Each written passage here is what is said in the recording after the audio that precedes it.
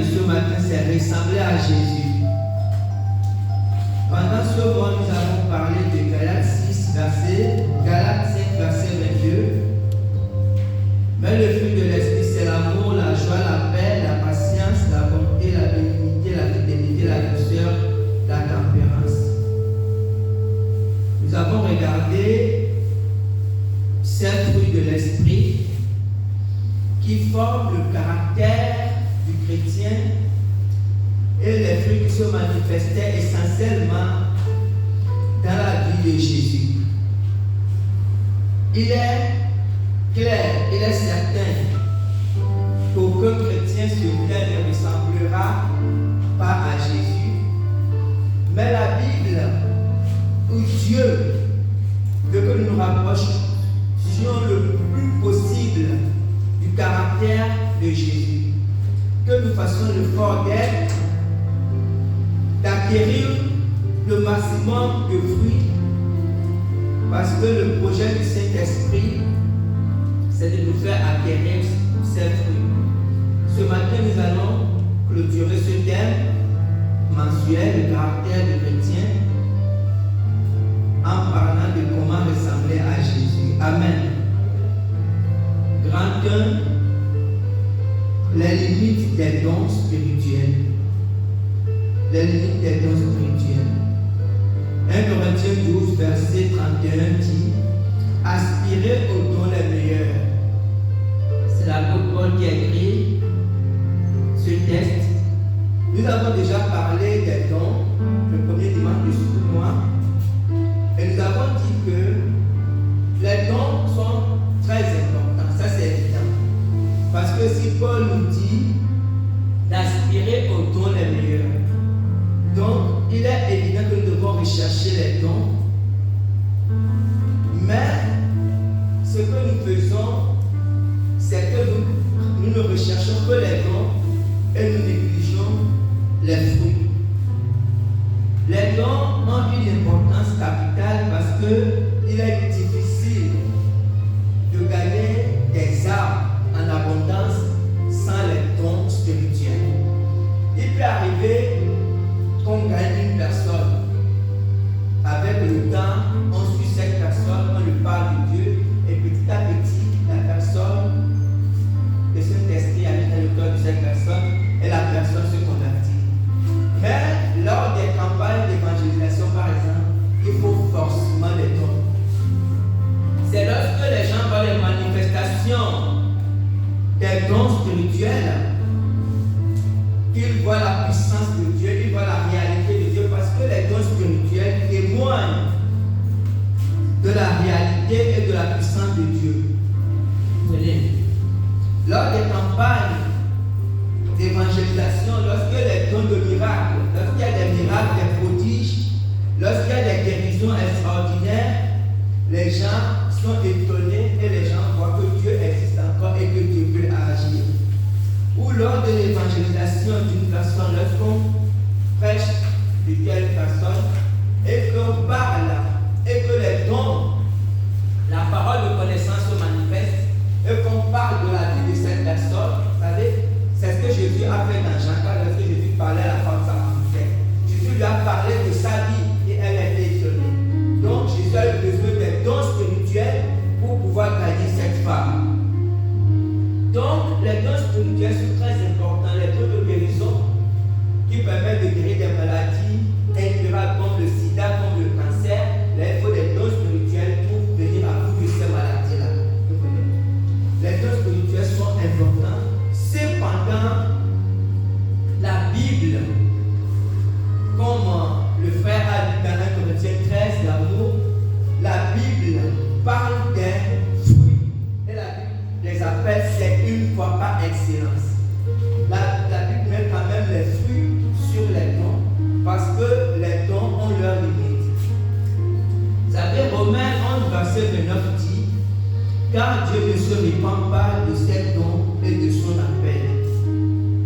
Ce passage biblique veut dire que lorsque Dieu donne les dons à un homme, à une femme, lorsqu'un homme de Dieu reçoit les dons de Dieu, dons de guérison, dons de miracle, et lorsque cette personne après se détourne de la voie de Dieu,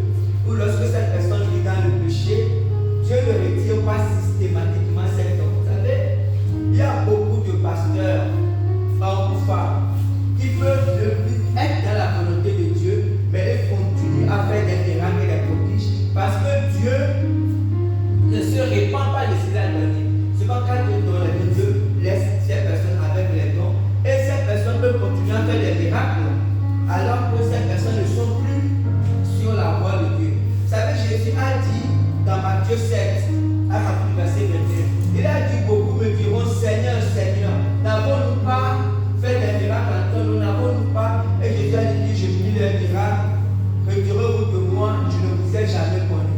En fait, lorsque on lit ces paroles sont comme une contradiction. Parce que cette personne qui parle, qui dit Seigneur, n'avons-nous pas fait des miracles en ton nom, cette personne ne mentait pas. Parce que c'est des hommes et des femmes qui ont fait effectivement des choses au nom de Dieu et Dieu s'est manifesté puissamment. Donc c'était des hommes de Dieu, c'était des femmes de Dieu qui ont fait des choses au nom de Dieu et Dieu s'est manifesté. Mais il peut arriver que même lorsque ces gens se détournent de Dieu, ils continuent à faire des choses toujours au nom de Dieu et Dieu se manifeste. Mais ça ne veut pas dire que ces gens étaient toujours dans la volonté de Dieu. Ça fait Jésus a dit qu'il leur dira, retirez-vous de moi pour qu'ils commettent l'iniquité. Donc on doit savoir que les dons sont très très importants, mais les dons n'attestent pas, comprenez. Les dons ne montrent pas que Dieu est avec l'homme de Dieu. Ce n'est pas les dons. Quand un homme de Dieu qui fait des miracles extraordinaires, ça ne veut pas forcément dire que Dieu est avec lui. Non. Ce qui atteste que Dieu est avec quelqu'un, c'est les fruits. Parce que, vous savez, on ne peut pas mentir sur les fruits. C'est ça, parce que le fruit, c'est le caractère. Quand vous mettez quelqu'un en colère, quand la personne est en colère, quand la personne est en colère, la personne peut dire beaucoup de choses et vous ne pouvez pas l'arrêter. Et ça, on ne peut pas mentir là-dessus. Si c'est quelqu'un qui est rempli de patience, la personne peut être en colère et se comporter normalement. Comprenez? Donc, c'est pour ça que Dieu veut que nous ayons les dons, mais ce qui est le plus important, c'est les fruits de Dieu. Parce que c'est les fruits qui font le caractère chrétien. C'est les fruits qui démontrent le caractère chrétien. Et c'est les fruits qu'il nous faut ressembler davantage à Jésus. Et les dons, le craint, c'est que lorsque un chrétien a les dons, Dieu souhaite que ce chrétien ait aussi les fruits. Parce que les dons sans le fruit, et c'est malheureusement ce qui arrive à beaucoup d'hommes, de femmes de Dieu, les dons sans le fruit sont un danger pour l'homme, mais parce que les dons en fait exposent l'homme de Dieu. Vous savez, les dons dont la célébrité. Quand un homme de Dieu, quand une femme de Dieu a par exemple les dons de miracle ou les dons de guérison, elle aura une foule qui va, ou elle aura une foule qui va les suivre parce que les gens sont attirés par ce qui est miraculeux. Même Jésus avait ce problème. Les gens suivaient Jésus, pourquoi? À cause des miracles qu'il faisait. Et la Bible dit, quand on lit Jean 6, verset 15 par exemple, et Jésus, sachant qu'il allait venir l'un de deux pour le faire voir, se retira de nouveau sur la montagne du seul. Vous comprenez? Même Jésus avait ce problème de célébrité parce que lorsque tu fais des choses extraordinaires, les gens viennent vers toi attirés par ce que tu fais. Et quand tu es un homme de Dieu, et quand tu es une femme de Dieu, et que tu as les dons, et que ces dons ne sont pas accompagnés par les fruits, tels que l'humilité, tels que la patience, tu vas tôt ou tard tomber dans le piège de Satan à cause des gens, parce que à cause de l'orgueil qui va petit à petit. Donc les dons sont très importants. Nous devons les rechercher comme Paul a dit, mais nous devons travailler davantage pour les fruits afin d'être des chrétiens équilibrés. Amen. Amen. Grand 2, être avec Jésus. Être avec Jésus. Marc 3, verset 13 à 15. Il monta ensuite sur la montagne, il appela ceux qu'il voulut et ils vinrent auprès de lui. Il en établit 12 pour les avoir avec lui et pour les envoyer prêcher avec le pouvoir de chasser les démons. Amen. La Bible dit que Jésus a appelé les 12 apôtres, il les a établis pour les avoir avec lui. Le premier but de Dieu, le but principal de Dieu, c'est que nous soyons avec lui. Comprenez? Lorsque nous venons à l'église, lorsqu'on se convertit, c'est vrai qu'il y a la grande condition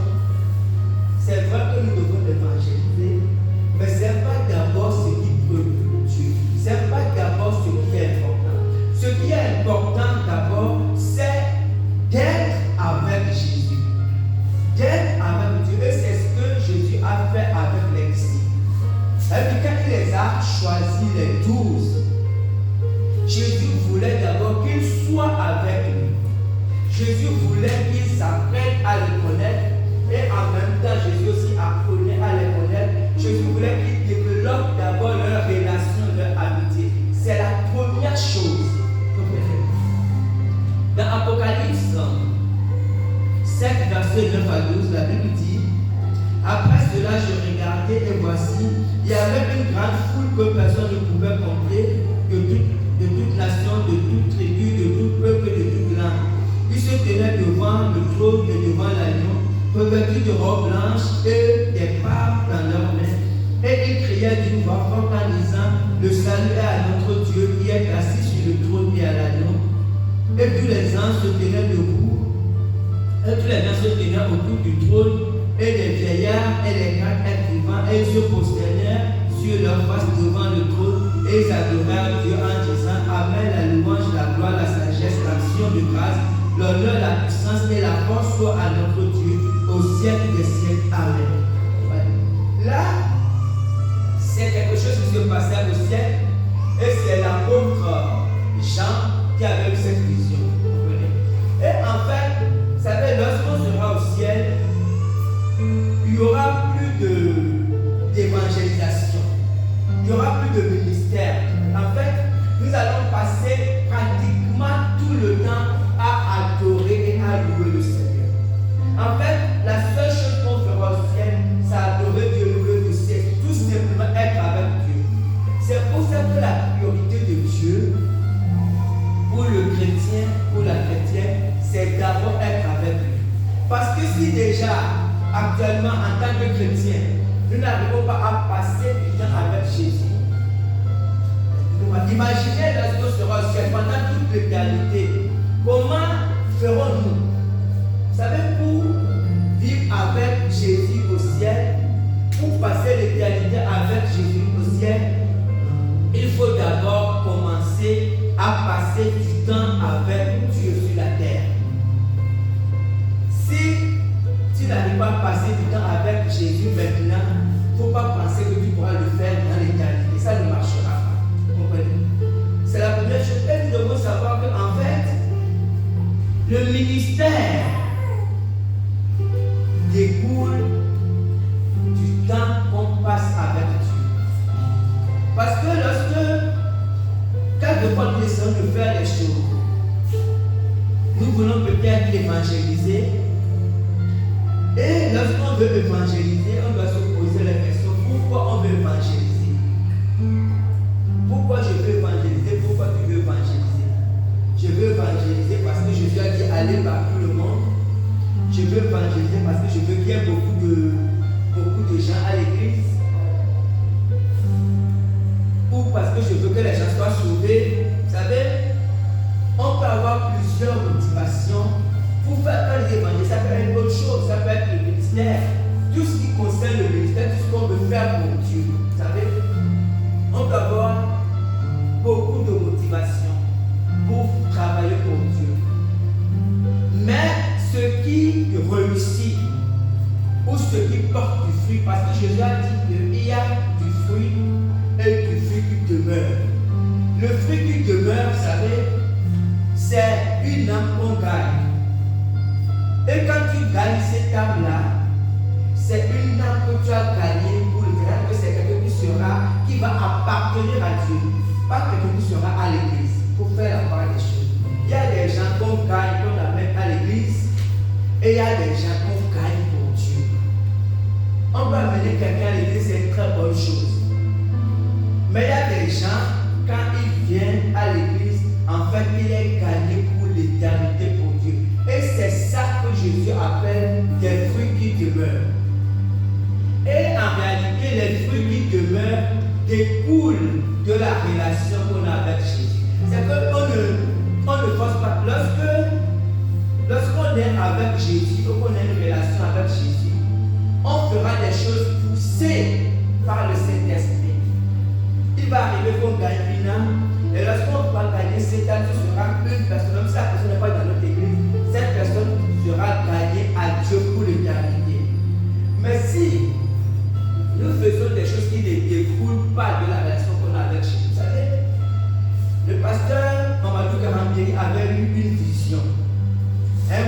sa vie. Il avait fait environ 30 années de ministère. Et il avait déjà une très grande église.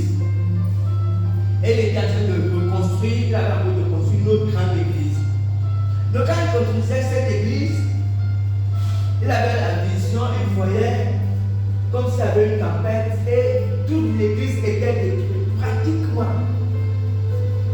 Et il s'est réveillé en sursaut. Et il ne comprenait pas, il reprochait le Seigneur. Qu'est-ce que c'est quoi? C'est oui, c'était un cauchemar. Et après Dieu lui a dit que sa grande église là, quand en fait il n'y a même pas 10 personnes qui étaient prêtes pour aller au ciel. Vous comprenez? C'est qu'il a fait une œuvre considérable. Et Dieu a dit, il n'y a même pas 10 personnes. C'est que si Jésus venait à ce moment-là, il n'y a même pas 10 qui partiront. Donc il avait beaucoup de fruits, mais il n'y avait en réalité que 10 fruits qui sont des fruits qui demeurent. Donc, la première chose que Dieu veut en tant que chrétien, c'est qu'on cultive une relation avec lui, tout simplement. Vous comprenez? Parce que des fois, on a envie de faire des grandes choses pour Dieu. Dieu n'a pas d'abord besoin qu'on fasse des grandes choses pour lui. Vous comprenez? Dieu n'a pas besoin que tu baptises, ça ne l'intéresse pas. Ce que Dieu veut, c'est d'abord ta relation que tu as avec lui, tout simplement.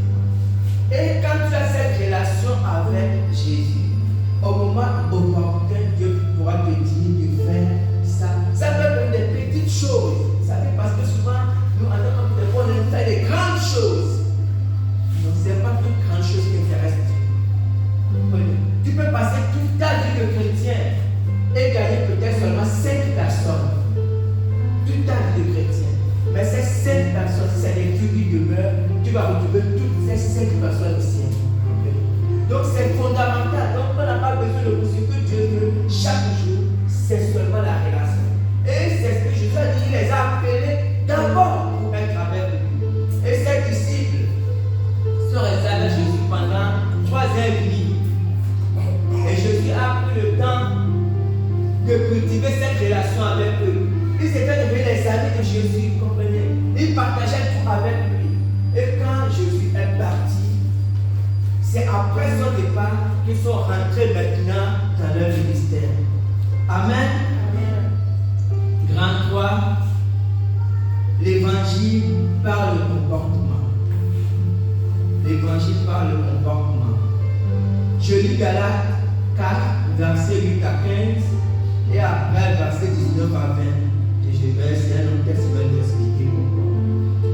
Galates 4, versets 8 à 15. Autrefois, ne connaissant pas Dieu, vous serviez des dieux qui ne le sont pas par leur nature. Mais à présent que vous avez connu Dieu, ou plutôt que vous avez été connu de Dieu, comment retournez-vous à ces faibles et pauvres rudiments auxquels de nouveau vous voulez vous asservir encore? Vous observez les jours, les mois, les temps et les années. Je crains d'avoir inutilement travaillé pour vous. Soyez comme moi, car moi aussi je suis comme vous. Frère, je vous en supplie. Vous ne m'avez fait aucun tort. Vous savez que ce fut à cause d'une infirmité de la chair que je vous disais pour la première fois annoncer l'évangile. Et dit, à ne peut pas ma chair, vous n'avez témoigné ni mépris ni dégoût. Vous m'avez au contraire reçu comme un ange de Dieu, comme Jésus-Christ. Où donc est l'expression de votre bonheur? Car je vous atteste que si cela lui était possible, vous vous seriez arraché les yeux pour me les donner. Mes enfants, pour qui j'éprouve de nouveau les douleurs de l'enfantement, jusqu'à ce que Christ soit formé en vous. Je voudrais être maintenant auprès de vous et changer de langage, car je suis dans l'inquiétude à votre sujet. Amen. C'est l'apôtre Paul qui a écrit cette lettre. Et quand il écrivait cette lettre, il était en prison à Rome. Ça fait l'apôtre Paul a eu un très grand ministère, un ministère très fructueux. Il a construit, il a fondé plusieurs églises avant de se retrouver en prison à Rome. Mais depuis sa prison, il se tenait de temps en temps informé quand il y avait des gens par Timothée, par Tite. Il se tenait informé des églises, avec les nouvelles des églises. Et là, il a reçu les nouvelles de cette église de Galate. Et quand il a reçu cette nouvelle de Galate, vous savez, cette lettre fait comprendre, ce texte fait comprendre quelque chose de très important pour les chrétiens que nous sommes. La première chose que Paul montre, c'est que ces chrétiens étaient convertis. C'est que c'était des hommes et des femmes, à un moment donné, ils étaient réellement nés de nouveau. Parce qu'au verset 15, il a dit, où est donc passée l'expression de votre bonheur? Car je vous atteste que si cela lui était possible, que vous seriez arraché les yeux pour me les donner. C'est que lorsque l'apôtre Paul a prêché l'évangile à ces personnes, ils avaient accepté Jésus, ils avaient connu la joie du salut, ce bonheur et l'espoir, et ils étaient tellement heureux qu'à cette époque-là, ils étaient prêts à tout donner à Paul, à Dieu et à Paul. Vous savez, ils avaient pratiquement tout donné à Paul. Maintenant, quelque chose s'est passé.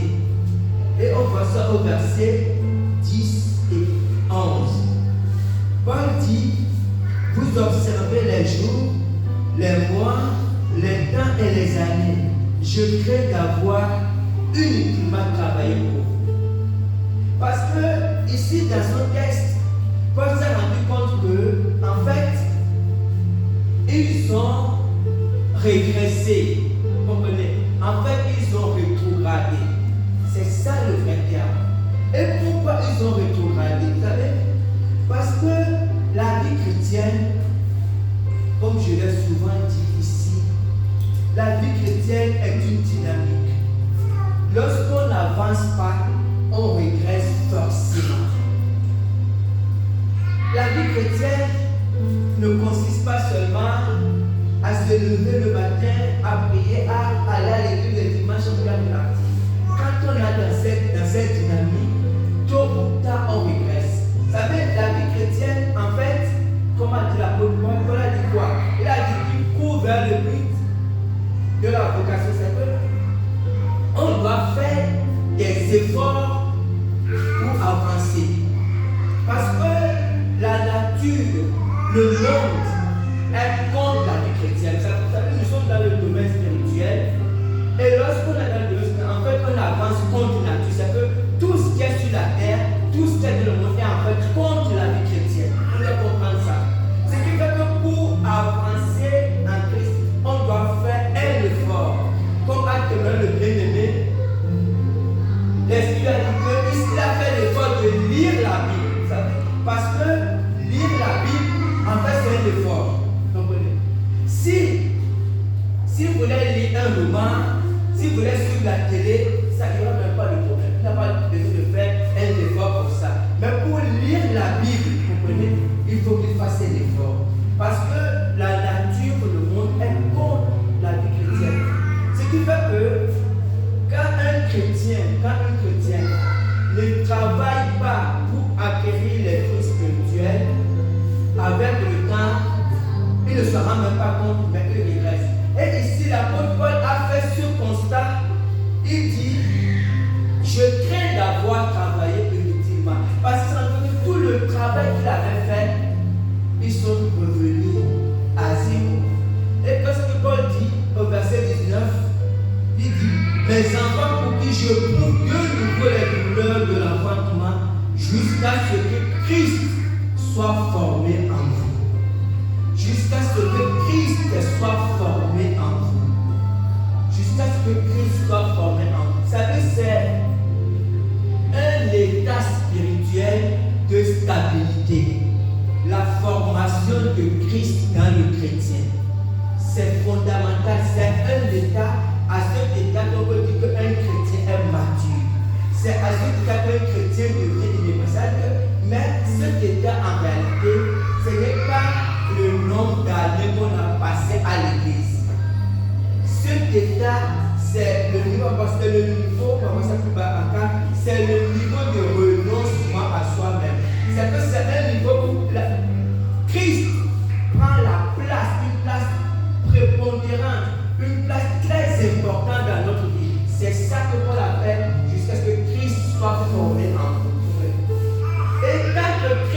pas formé dans la vie de chrétien, ce chrétien peut rétrograder. Donc ici, l'apôtre Paul dit que là, il est obligé de refaire ce travail. Et il dit au verset 2, quand on continue, il dit, je voudrais être maintenant auprès de vous. Parce que s'il était physiquement avec eux, le travail aurait été un peu plus facile pour lui, vous comprenez. Mais malheureusement, il n'était pas à côté. Donc Paul, en fait, le sait que Paul va maintenant gérer, c'est-à-dire qu'il va faire ce travail pour eux, mais il va le faire essentiellement dans la prière. Il va implorer la grâce de Dieu pour que Dieu les ramène dans le droit chemin. Donc cette histoire nous fait comprendre, vous savez, le fonctionnement d'une église. Parce que, vous savez, souvent, en tant que chrétien, quand une église est fondée d'une église, je parle d'une bonne église, une église qui est née, une église spirituelle. Lorsqu'une église est née, une église est fondée, il y a le Saint-Esprit. Souvent, on a l'impression que tout est réglé, que c'est bon. Non. Et quelques années plus tard, quand on voit une grande église, une bonne église déviée, où on voit un homme de Dieu dévier, les gens se disent que mais comment cela est arrivé? Mais parce que le fonctionnement d'une église, en fait, en réalité, c'est une guerre, c'est une façon de marcher qui est contre le fonctionnement du monde. Lorsque une église tombe dans la routine, lorsque une église ne veille pas dans la prière et le jeûne, lorsque une église ne combat pas dans les guerres spirituelles, tôt ou tard, cette église petit à petit peut rétrograder et tomber dans la distraction. Comprenez?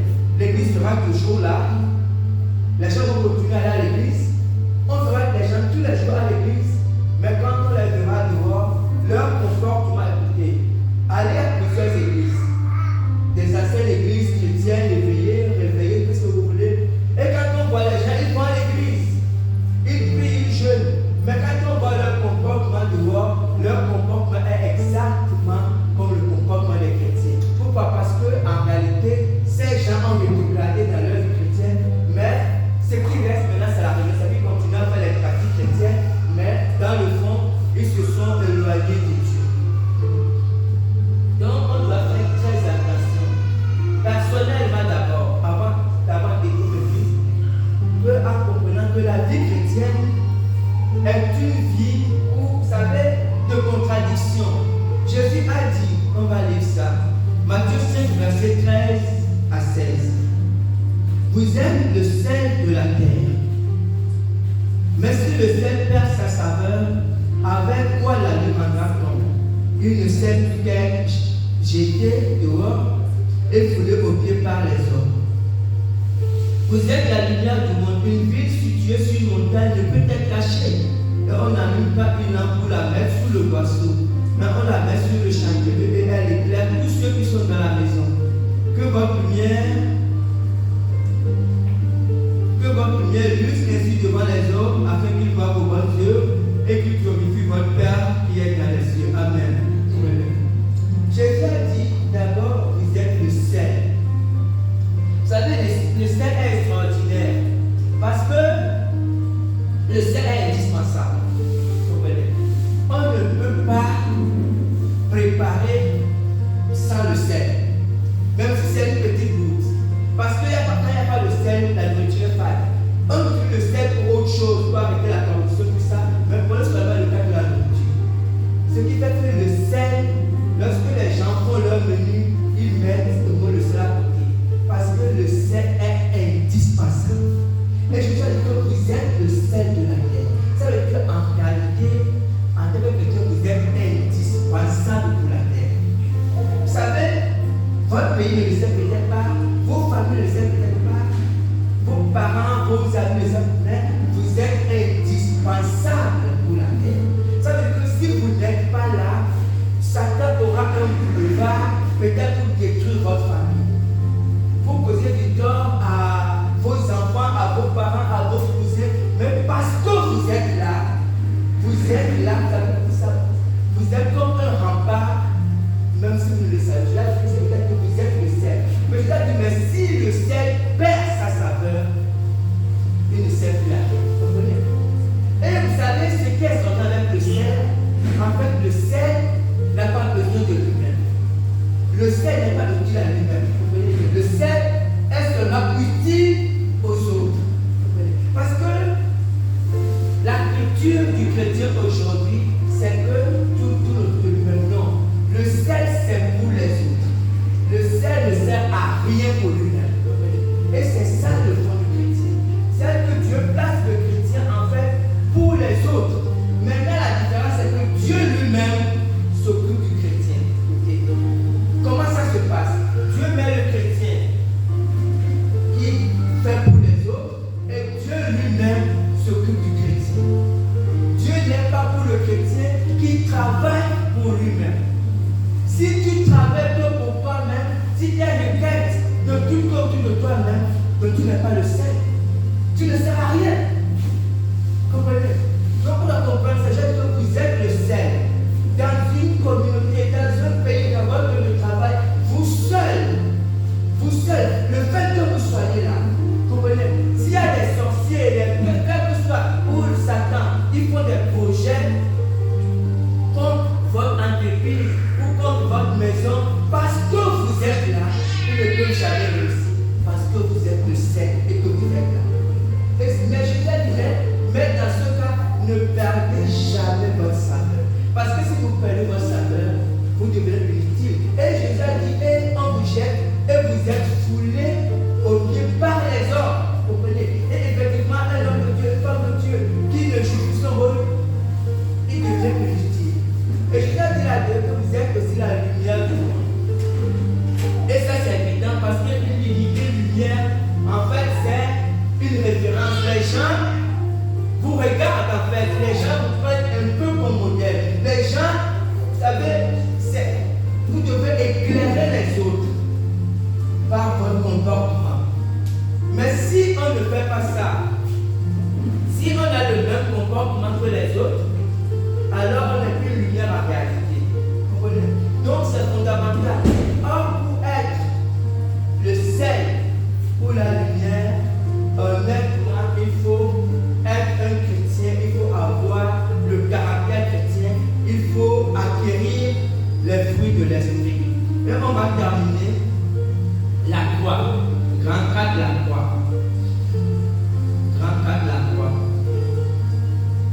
Galates 2, verset 20, c'est l'apôtre Paul qui parle. J'ai été crucifié avec Christ, et si je vis, ce n'est plus moi qui vis, c'est Christ qui vit en moi. Si je vis maintenant dans la chair, je vis dans la foi au Fils de Dieu qui m'a aimé et qui s'est livré lui-même pour moi. Je lis aussi Galates 6, verset 14.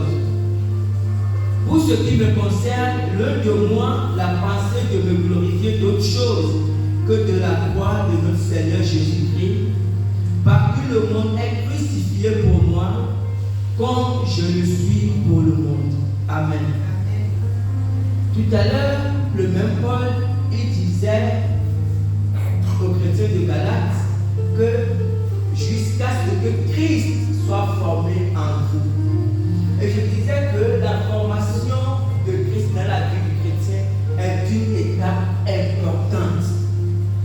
En fait, cette étape est marquée par un chrétien qui atteint un niveau de renoncement. Jésus a dit que celui qui ne renonce pas à lui-même ne peut être mon disciple. Jésus n'a pas dit que la personne ne peut pas être un chrétien. Il y a le chrétien, il y a le disciple. Mais Jésus a dit que c'est un niveau qu'on atteint, une étape dans la vie chrétienne où on accepte de renoncer à soi-même. En fait, c'est une étape où on comprend ce qu'on appelle la croix. La croix dans la vie du chrétien, c'est un chemin, un niveau de rupture. Un niveau où on accepte que Jésus prenne la première place dans notre vie. Dit, on peut le dire facilement, mais dans les faits, c'est très difficile. Dans Galates 2, l'apôtre Paul a dit, j'ai été crucifié avec Christ.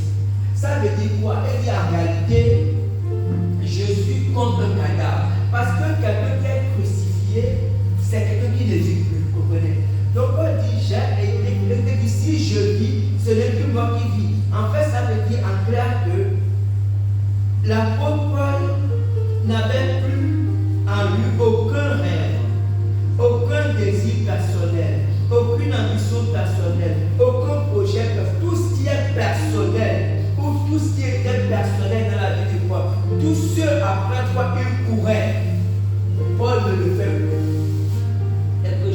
j'explique bien au contraire. Ça ne veut pas dire que le chrétien n'a pas de projet. Ça ne veut pas dire que le chrétien n'a pas de rêve. Ça ne veut pas dire que le chrétien n'a pas d'ambition. Mais ça veut dire que le véritable chrétien n'a d'ambition que les ambitions de Dieu. N'a de rêve que les rêves que Dieu lui donne. N'a de projet que les projets que Dieu lui donne. Sur le plan pratique, ça veut dire quoi? J'ai souvent donné l'exemple. Sur le plan pratique, c'est que c'est un chrétien. Imaginez un chrétien super brillant qui a fini, qui a terminé de brillantes études et puis qui a postulé dans les entreprises. Et il y a 2 entreprises qui ont accepté de l'embaucher. Une entreprise accepte de l'embaucher, une petite entreprise accepte de l'embaucher avec un petit salaire, et une grande entreprise accepte de l'embaucher avec peut-être le même salaire que l'autre, même multiplié par 4 ou par 5. En tant qu'homme naturel, nous allons choisir la grande entreprise qui accepte, qui aura avec un grand salaire, avec beaucoup d'avantages, mais le chrétien qui est passé par la croix ne fonctionne pas comme ça.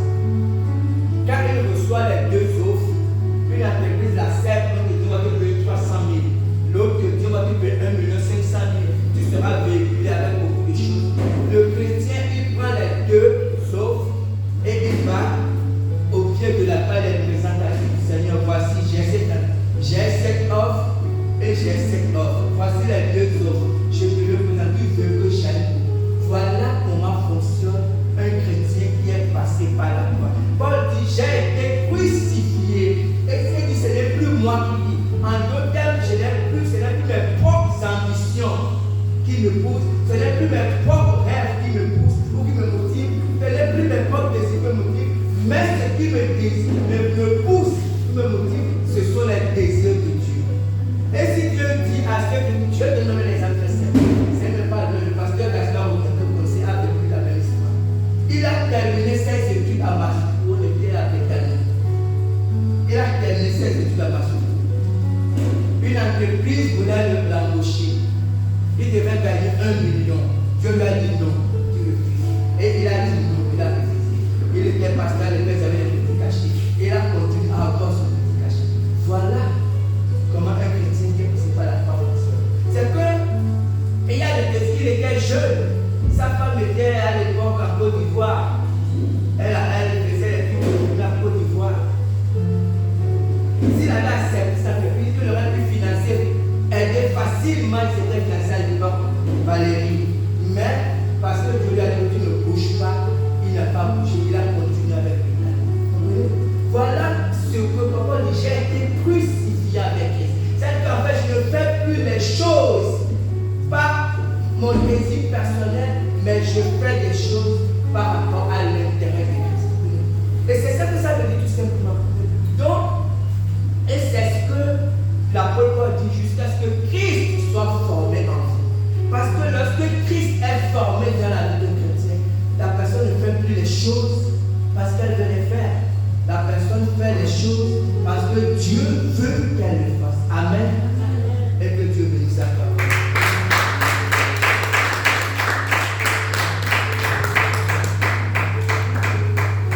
Tu peux satisfaire un cœur qui te cherche, un cœur qui te cherche, tu n'en es pas capable.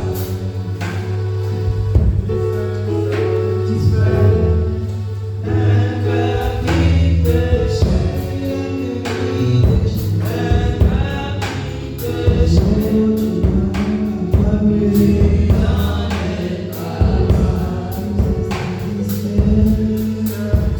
Said